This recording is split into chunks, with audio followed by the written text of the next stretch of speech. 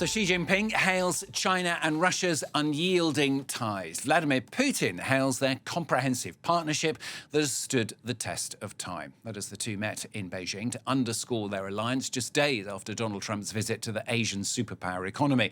Putin's visit coming as Russia has been weakened by years of Russia's war in Ukraine and by Western sanctions, but bolstered by the lack of any major breakthroughs as Trump visited last week.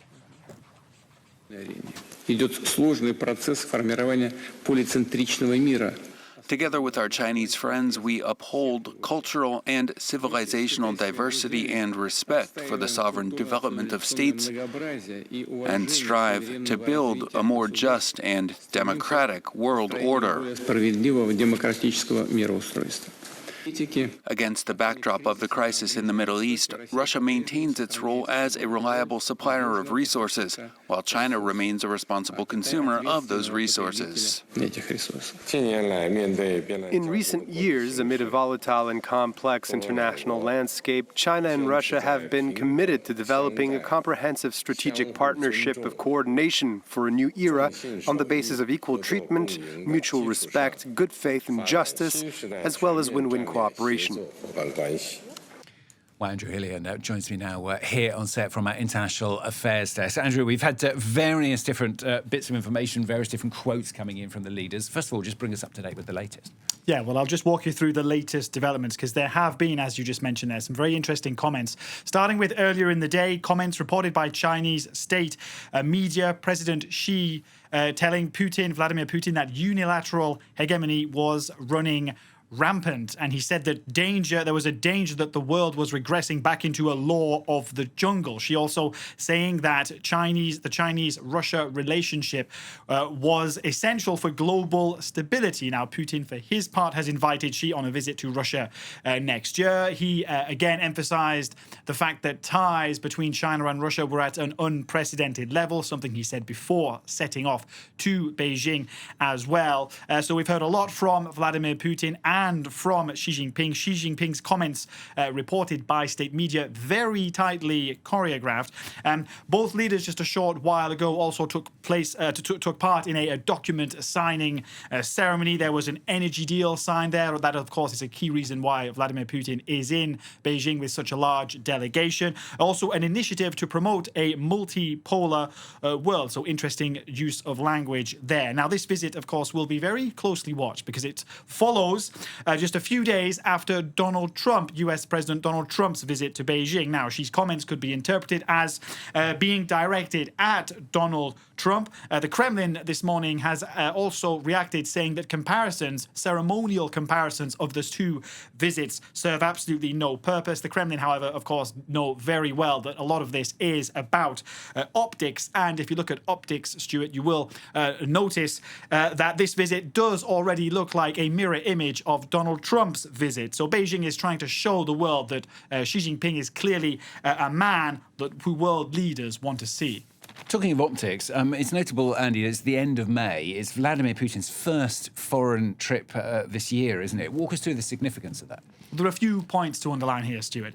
For a start, this does indeed reflect just how critical this relationship has become for Vladimir Putin. Vladimir Putin, who, of course, is increasingly isolated on the world stage. Now, he's not a frequent international traveler. He's subject to an ICC arrest warrant for the war in Ukraine. There can be no doubt, of course, that Russia depends more on China than China depends on Russia. So there's a slightly lopsided relationship. China is Russia's largest trading partner, whereas Russia makes up just a small fraction of China's international trade. China is the main buyer of sanctioned Russian oil. Moscow also very much reliant on Chinese technology, much of which is reportedly used in Russian drones. And it has to be said also that China is key to the survival of Vladimir Putin's war in Ukraine, because without that Chinese support, the war would very likely have ended long ago. Of course, China has not explicitly come out in support of this war, but it hasn't used its levers to make it stop.